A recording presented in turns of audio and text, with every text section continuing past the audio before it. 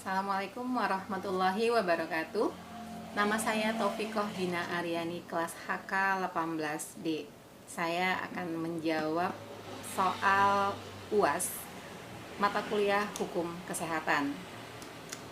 Yang pertama, hukum kesehatan adalah semua ketentuan-ketentuan atau peraturan-peraturan perundang-undangan di bidang kesehatan yang mengatur hak dan kewajiban individu, kelompok atau masyarakat sebagai penerima dan pemberi pelayanan kesehatan.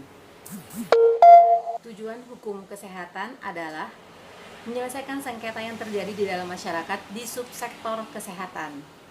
Alasan diperlukannya peraturan dalam bidang kesehatan adalah didorong adanya kebutuhan 1. Pengaturan pemberian jasa keahlian, 2. Tingkat kualitas keahlian tenaga kesehatan, 3. Keterarahan, 4. Pengendalian biaya, 5. Kebebasan masyarakat menentukan kepentingan serta identifikasi kewajiban pemerintah, 6. Perlindungan hukum bagi pasien, 7. Perlindungan hukum bagi tenaga kesehatan, 8. Perlindungan hukum bagi pihak ketiga, dan perlindungan bagi kepentingan umum.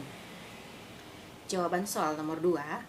Pengertian sehat menurut Undang-Undang Nomor 36 Tahun 2009 adalah keadaan sejahtera dari badan, jiwa, dan sosial yang memungkinkan setiap orang dapat hidup produktif secara sosial dan ekonomis.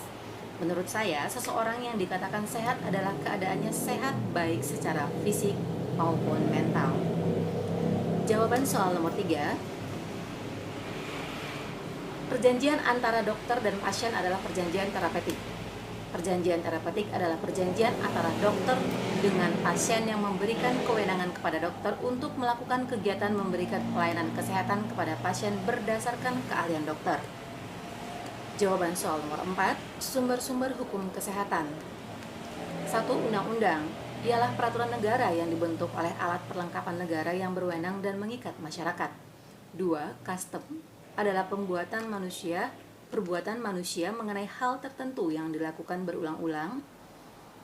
3. Jurisprudensi, keputusan hakim atau pengadilan terhadap persoalan tertentu yang menjadi dasar bagi hakim yang lain dalam memutuskan perkara sehingga keputusan hakim itu menjadi keputusan hakim yang tetap.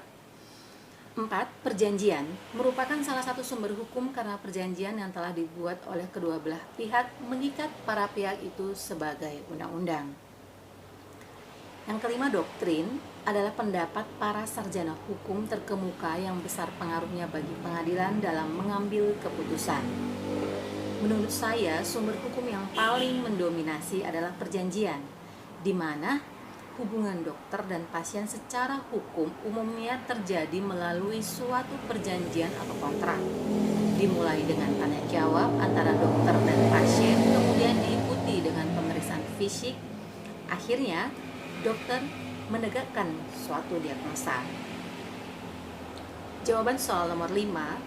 Jika saya seorang pengacara, hal yang akan saya lakukan dalam menangani kasus BPJS adalah memprioritaskan cara pelayanan dari pihak rumah sakit terhadap pasien yang sering kali terjadi ketidakadilan atau ketidakpuasan antara pasien BPJS dan Mandiri atas pemberian pelayanan yang dilakukan pihak rumah sakit, di mana hal ini diatur dalam Undang-Undang Kesehatan bahwa pasien berhak memperoleh layanan yang manusiawi, adil, jujur, dan tanpa diskriminatif, yaitu Undang-Undang Nomor 4 Tahun 2009. Jawaban soal nomor 6. Aborsi adalah pengguguran kandungan atau terminasi kehamilan yang disengaja. Dikenal ada 3 macam aborsi, yaitu 1. Aborsi spontan, yaitu berlangsung tanpa tindakan apapun. Kebanyakan disebabkan karena kurang baiknya kualitas sel telur dan sel sperma.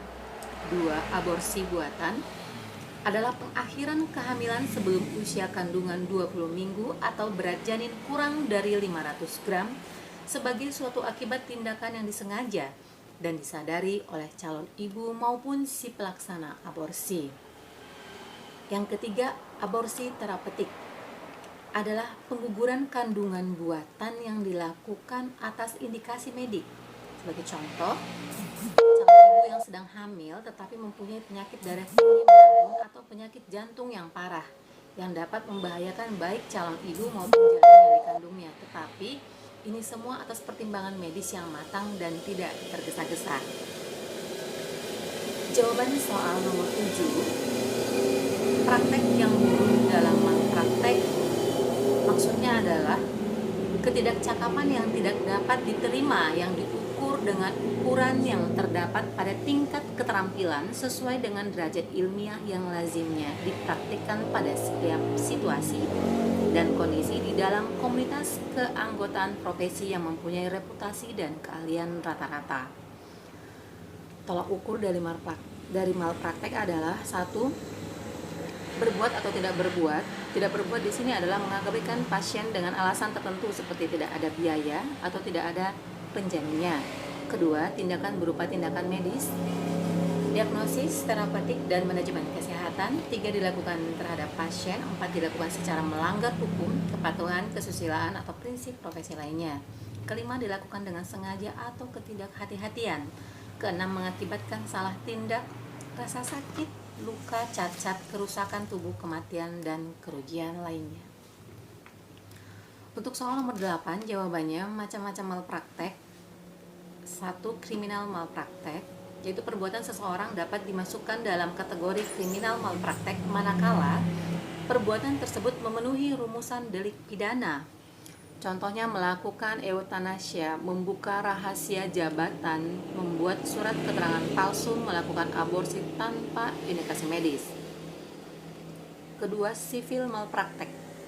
Seorang tenaga kesehatan akan disebut melakukan sipil malpraktek apabila tidak melaksanakan kewajiban atau tidak memberikan prestasinya sebagaimana yang telah disepakati. Contohnya, tidak melakukan apa yang menurut kesepakatannya wajib dilakukan, melakukan apa yang menurut kesepakatannya wajib dilakukan tetapi terlambat melakukannya. Ketiga, administratif malpraktik, yaitu tenaga perawatan dikatakan telah melakukan malpraktik administratif manakala tenaga perawatan tersebut telah melanggar hukum administratif. Contoh persyaratan bagi tenaga perawat untuk menjalankan profesinya harus ada surat izin kerja, surat izin praktek. Terus batas kewenangan serta kewajiban tenaga perawatan. Jawaban soal nomor 9, eutanasia adalah dengan sengaja tidak melakukan sesuatu untuk memperpendek hidup atau mengakhiri hidup seorang pasien. Dan ini dilakukan untuk kepentingan pasien sendiri. Eutanasia dapat dikelompokkan dalam 5 kelompok. Pertama, eutanasia pasif, di mana mempercepat kematian dengan cara menolak, memberikan, atau mengambil tindakan pertolongan biasa, atau menghentikan pertolongan biasa yang sedang berlangsung.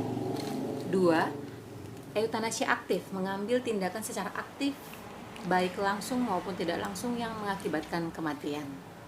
3. Eutanasia sukarela, mempercepat kematian atas persetujuan atau permintaan pasien. Yang keempat, eutanasia tidak sukarela, mempercepat kematian tanpa permintaan atau persetujuan pasien. Yang kelima, eutanasia non voluntary, yaitu mempercepat kematian sesuai dengan keinginan pasien yang disampaikan oleh atau melalui pihak ketiga atau atas keputusan pemerintah. Yang terakhir, jawaban yang terakhir adalah eutanasia di Indonesia tidak diperbolehkan. Ini diatur dalam Undang-Undang Pasal 344 KUHP yang berbunyi, barang siapa merampas nyawa orang lain atas permintaan orang itu sendiri yang jelas dinyatakan dengan kesungguhan hati diancam dengan pidana penjara paling lama 12 tahun.